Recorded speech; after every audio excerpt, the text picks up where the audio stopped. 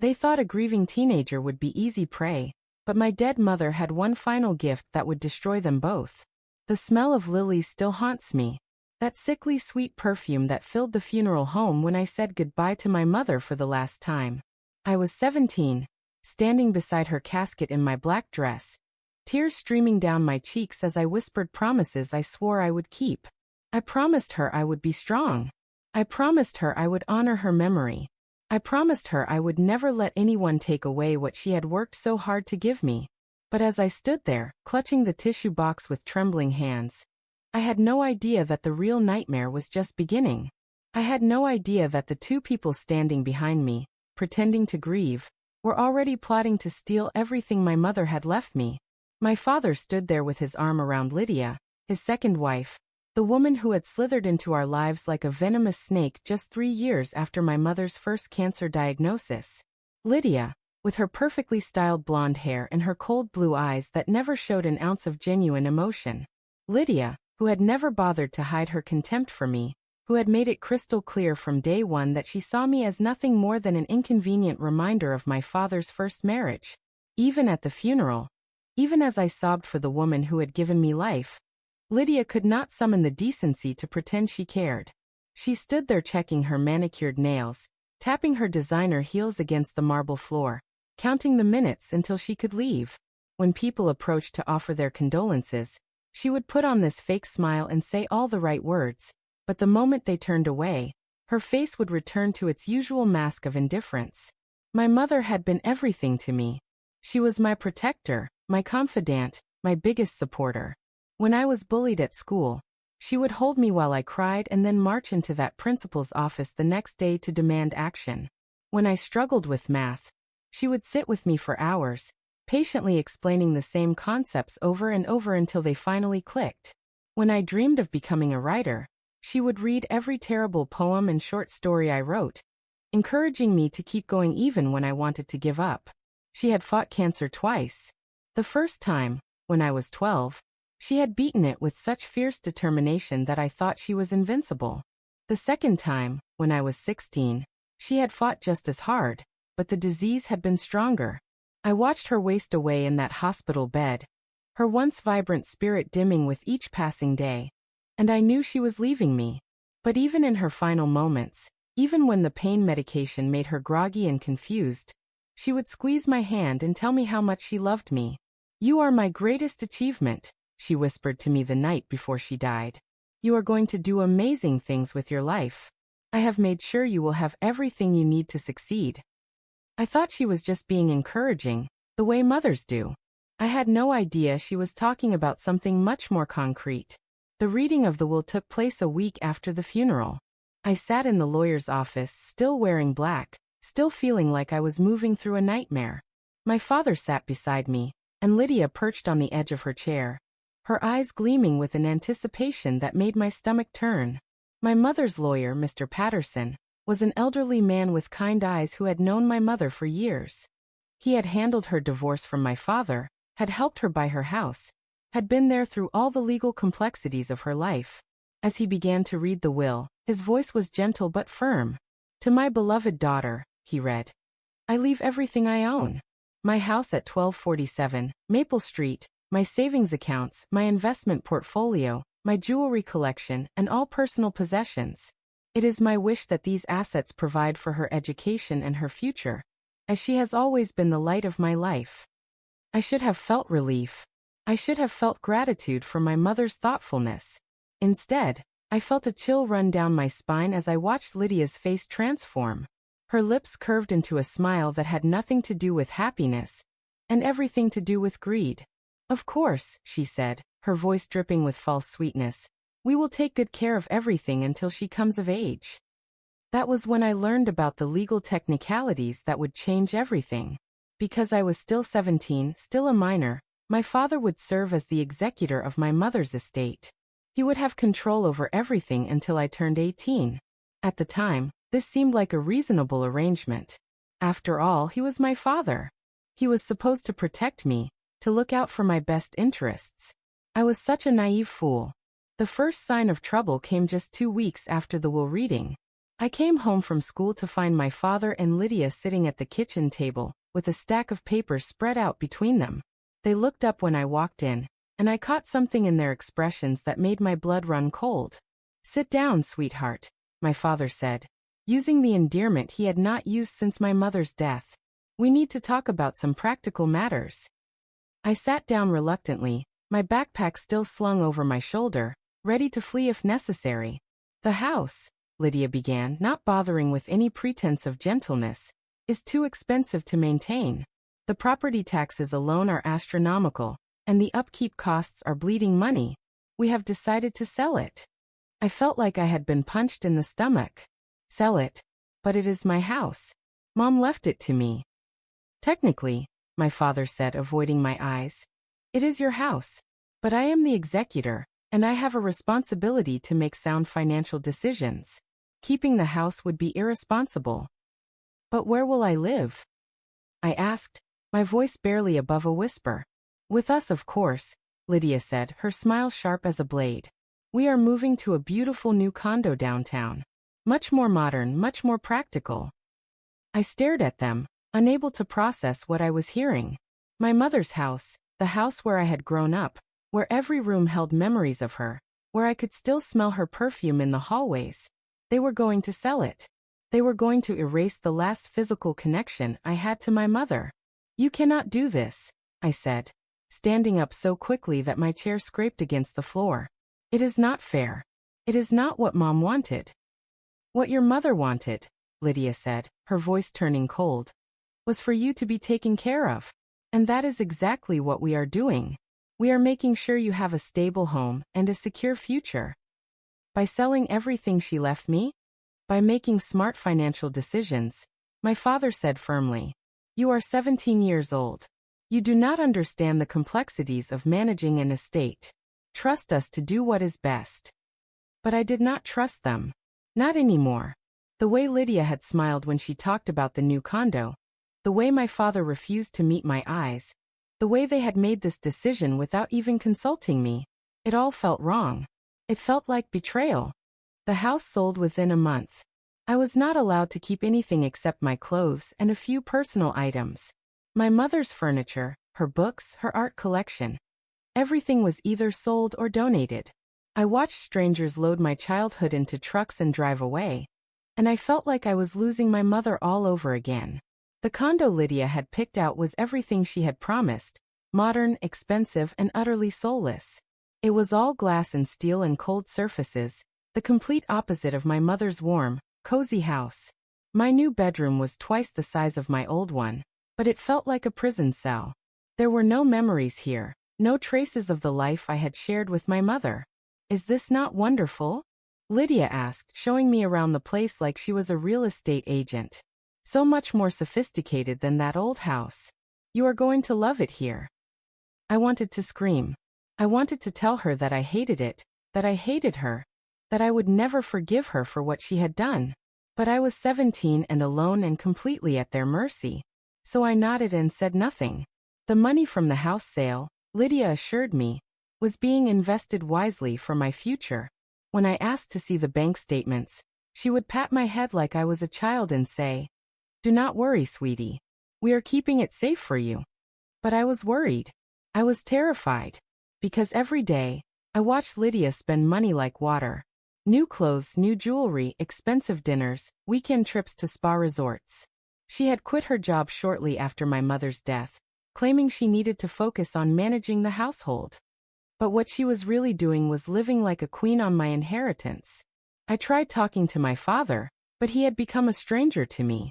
The man who had once read me bedtime stories and taught me how to ride a bike was gone, replaced by this hollow shell, who did whatever Lydia told him to do. When I questioned the financial decisions, he would get defensive and angry. "You think I would steal from you?" he would shout. "You think I would take money from my own daughter? How dare you suggest such a thing?" But that was exactly what I thought. Because the numbers did not add up. The house had sold for $400,000. My mother's savings accounts had contained another $100,000. Her investment portfolio had been worth $50,000. And her jewelry collection, which included pieces that had been in our family for generations, had been appraised at $30,000. All of that, nearly $600,000, had supposedly been put aside for my future. But I was not seeing any evidence of it. I was not seeing any bank statements or investment portfolios or trust funds. All I was seeing was Lydia's shopping sprees and expensive lifestyle upgrades. When I asked about my mother's jewelry, Lydia claimed it had been stolen during the move. When I asked about the savings accounts, she said they had been consolidated for better interest rates. When I asked about the investment portfolio, she said it had been diversified into new opportunities. Every answer was vague and evasive. Every question was met with irritation and accusations that I did not trust them. And slowly, sickeningly, I began to realize that my worst fears were coming true. They were stealing from me. They were taking everything my mother had left me and using it to fund their own luxurious lifestyle. But I was 17. I was a minor. I had no legal standing, no power, no way to stop them. I was completely at their mercy, and they knew it. The final blow came when I asked about college funding. I had been accepted to several universities, and I needed to know how much money would be available for tuition and expenses. Lydia's face went pale when I brought it up. "College is expensive," she said slowly. "We might need to look at more affordable options." "But there should be plenty of money," I insisted. "The house sale alone would cover 4 years of tuition." "The house money is tied up in investments," she said quickly. "It is not liquid right now." "Then liquidate it," I said. "This is what the money is for. This is what Mom wanted." "Your mother wanted you to be responsible with money," Lydia snapped. "She would not want you to blow through your inheritance on some expensive private school." That was when I knew for certain that they had stolen everything. My mother had been a college professor. She had valued education above almost everything else. She would have moved heaven and earth to make sure I could go to any college I wanted. The idea that she would want me to skip college to save money was absurd. But what could I do? I was trapped, powerless, watching helplessly as they destroyed my future along with my past. The months crawled by. I turned 18 in March, and the day felt like a lifeline. I was finally an adult. I finally had legal rights. I could finally fight back. The first thing I did was request copies of all the financial documents related to my mother's estate. My father and Lydia tried to stall, claiming the paperwork was complex and needed to be organized, but I was persistent. I threatened to get a lawyer involved, and that seemed to scare them into compliance. What I found in those documents made my blood boil. The house sale proceeds had been deposited into a joint account belonging to my father and Lydia. The savings accounts had been emptied, and the money transferred to their personal accounts. The investment portfolio had been liquidated, and the funds had disappeared into various purchases. A new car for Lydia, a boat for my father, countless shopping trips and vacations. And the jewelry? The precious family heirlooms that had been passed down through generations? They had been sold to a pawn shop for a fraction of their value. The receipt was right there in the paperwork. $30,000 worth of jewelry sold for $8,000 cash. I sat in my room, surrounded by bank statements and receipts and transfer documents, and I cried. I cried for my mother, who had worked so hard to provide for my future. I cried for myself, for the dreams that had been stolen from me. And I cried tears of rage for the people who were supposed to love and protect me, but had instead betrayed me in the most devastating way possible. But then I stopped crying and started planning. I remembered something my mother had told me once, when I was dealing with a particularly difficult situation at school. "When someone hurts you," she had said, "you have 2 choices.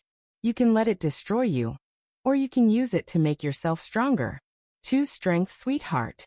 Always choose strength."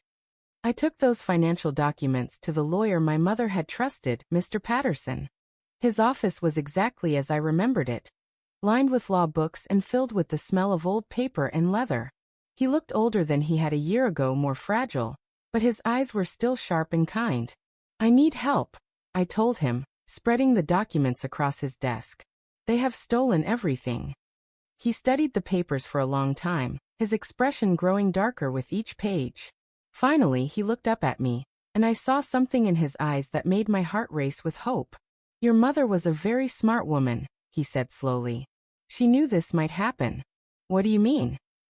He pulled out a thick file folder and opened it to reveal a document I had never seen before. It was an addendum to my mother's will, something that had been filed separately and kept confidential. Your mother added protective clauses to her will, he explained. She suspected that your father's new wife might try to take advantage of the situation. These clauses state that none of her assets can be sold, transferred, or liquidated without a court order. Any unauthorized disposal of her property is considered theft under state law. I stared at the document, reading the legal language that I barely understood, but that felt like a gift from beyond the grave. So the house sale was illegal? Completely illegal. As was the liquidation of the savings accounts and the sale of the jewelry. Your stepmother and father have committed multiple felonies. What can we do? We can sue them for everything they have taken, plus interest and damages. And we can file criminal charges if necessary. I felt a surge of power unlike anything I had ever experienced. My mother had protected me even after death. She had given me the weapons I needed to fight back against the people who had betrayed me. The lawsuit was filed the next day. I moved out of the condo that same afternoon, taking only my clothes and a few personal items. I could not bear to spend another night under the same roof as the people who had stolen my future. Mr. Patterson let me stay in the small apartment above his office while the legal proceedings played out. It was cramped and old-fashioned, but it felt like freedom. For the first time in months, I could breathe without feeling like I was suffocating. The legal discovery process was like performing surgery on a corpse. Every financial record was subpoenaed. Every transaction was examined. Every lie was exposed. The evidence was overwhelming. Hundreds of thousands of dollars had been stolen from my inheritance and used to fund their extravagant lifestyle. Lydia and my father hired their own lawyer, a slick-looking man in an expensive suit who tried to argue that they had acted in my best interests. They claimed the house sale had been necessary to prevent foreclosure. They claimed the savings had been invested in my name. They claimed the jewelry had been stolen by burglars. But the paper trail told a different story. Every purchase, every transfer, every transaction was documented. There was no way to hide what they had done. The court date was set for September, almost 18 months after my mother's death. I had spent that time working part-time jobs and living on ramen noodles, but I had also spent it getting stronger. I had enrolled in community college courses, determined to continue my education despite their attempts to sabotage me. I had studied law books in my spare time, learning everything I could about the legal system that would hopefully deliver my justice. The morning of the trial, I put on my best dress, a simple black one that my mother had bought me for my high school graduation. I looked at myself in the mirror and saw her eyes staring back at me. I felt her presence with me, her strength flowing through my veins. The courtroom was smaller than I had expected, but it felt like the most important place in the world. I sat beside Mr. Patterson at the plaintiff's table, my hands folded in my lap to keep them from shaking. Across the aisle, Lydia and my father sat with their lawyer. Lydia was wearing a designer suit that probably cost more than most people's monthly salary. My father looked like he had aged 10 years in the past month. The judge was a stern-looking woman with gray hair and sharp eyes.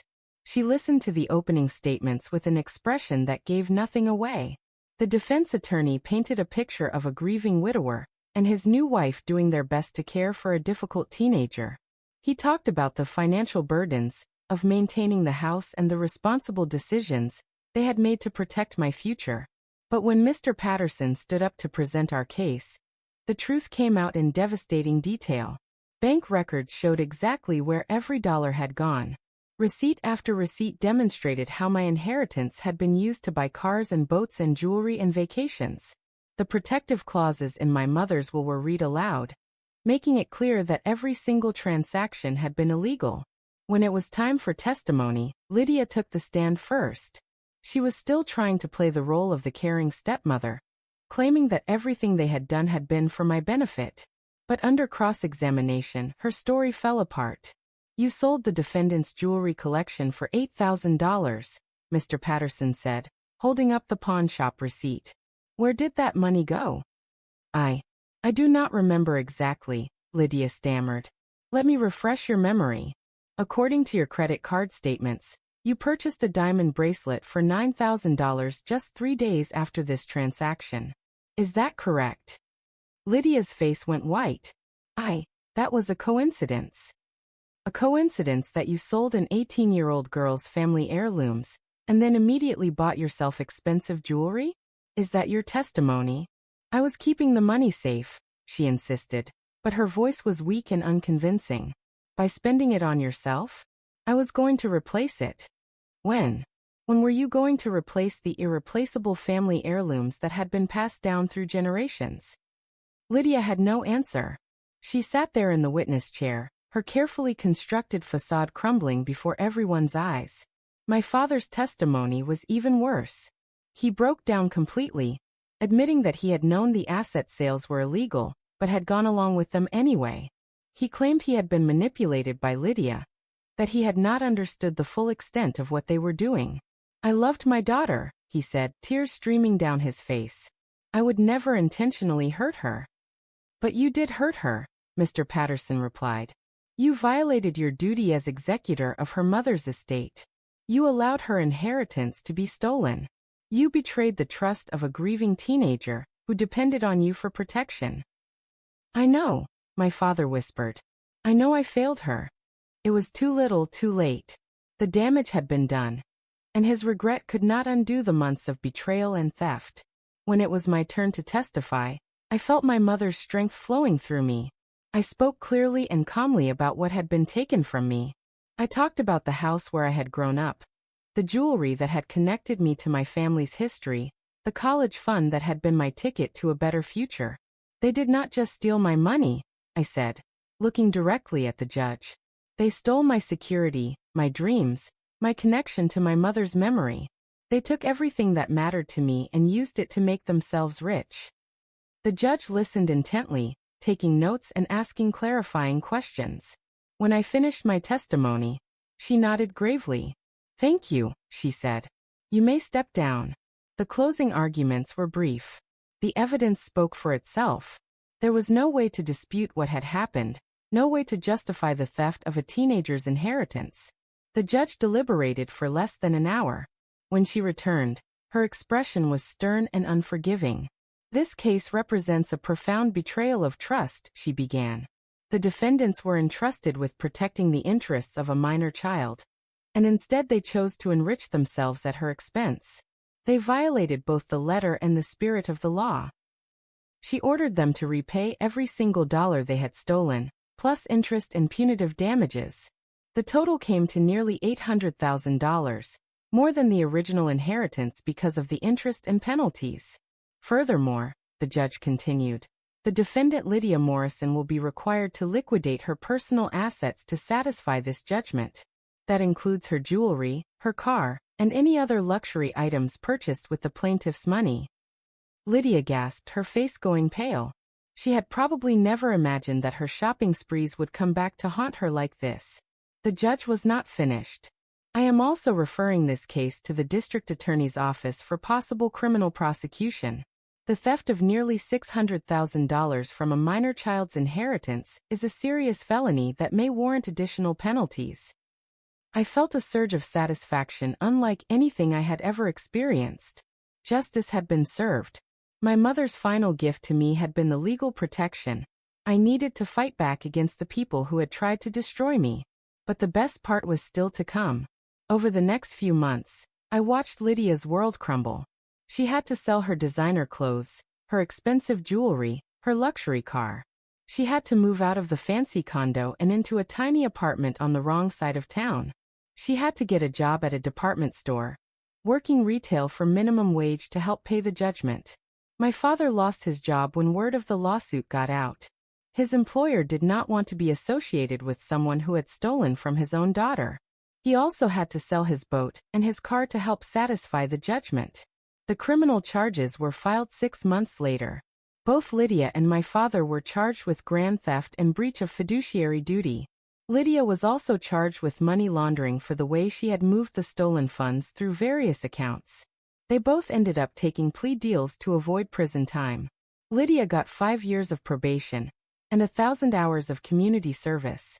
My father got 3 years of probation and was required to undergo counseling for his failure to protect his minor child.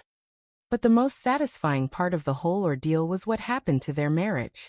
Without my mother's money to fund their lifestyle, the cracks in their relationship became impossible to ignore.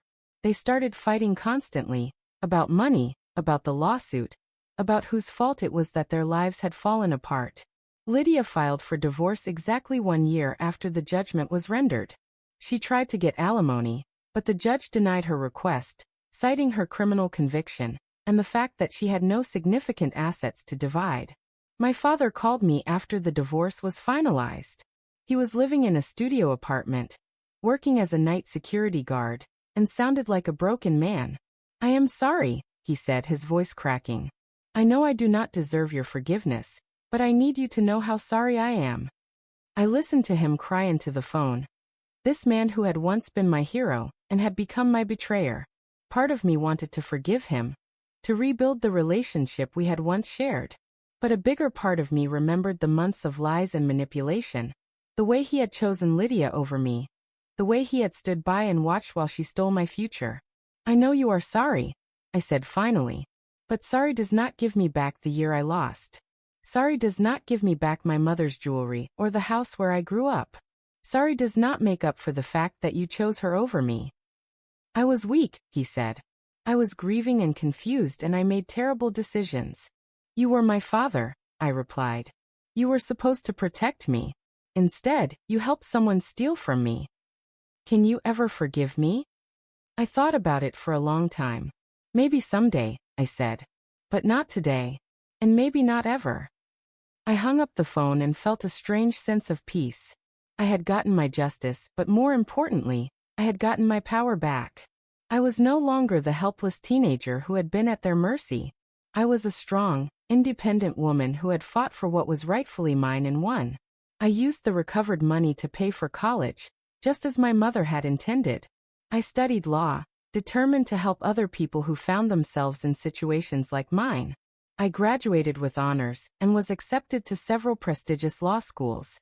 During my second year of law school, I got a letter from Lydia. She was working as a cashier at a grocery store, living in a one-bedroom apartment with a roommate, and struggling to make ends meet. The letter was full of apologies and excuses, but what she really wanted was for me to forgive her debts. "I have learned my lesson," she wrote. "I am a different person now. Could you find it in your heart to forgive what I owe you?" I wrote back with 2 words. "Absolutely not." Some people might think I was being cruel, but I did not care. She had made her choices, and now she had to live with the consequences. She had tried to steal my future, and I had no obligation to make her present more comfortable. My law school graduation was one of the proudest days of my life. As I walked across that stage to receive my diploma, I felt my mother's presence with me. She had given me the tools I needed to fight back against injustice, and I had used them to not only reclaim my own future, but to prepare myself to help others do the same. I now work as a family law attorney, specializing in estate disputes and elder abuse cases. I help people who have been taken advantage of by unscrupulous relatives, who have had their inheritances stolen, who have been betrayed by the people who were supposed to protect them. Every time I win a case, every time I help someone recover what was stolen from them, I think about my mother. She taught me that strength comes not from avoiding adversity, but from facing it head-on. She taught me that justice is not something that happens to you. It is something you fight for. And she taught me that sometimes the greatest gift you can give someone is the power to protect themselves. My father still calls sometimes, usually on my birthday or around the anniversary of my mother's death. I do not answer. I have moved on from that chapter of my life, and I have no interest in reopening old wounds. He made his choice when he chose Lydia over me, and I have made mine. Lydia tried to friend me on social media a few years ago. I blocked her immediately. I have no interest in whatever sob story she might want to tell about how hard her life has become. She created her own hard life when she decided to steal from a grieving teenager. Sometimes people ask me if I regret being so harsh with them, if I think I should have been more forgiving. But I know exactly what my mother would say about that. She would say that forgiveness is not the same as being a doormat, that mercy is not the same as being naive, and that sometimes the most loving thing you can do is to let people face the consequences of their actions. They thought they could take advantage of a grieving teenager, but they underestimated the strength my mother had instilled in me. They thought they could steal my future, but they only made me more determined to succeed. They thought they could break me, but they only made me stronger. And in the end, karma did not just show up on schedule, she showed up with interest. If you enjoyed this story of justice and revenge, please subscribe to our channel for more incredible true stories that will keep you on the edge of your seat. Hit that notification bell to never miss our latest uploads. And let us know in the comments what you thought about this shocking case of family betrayal and ultimate justice. Your support means everything to us.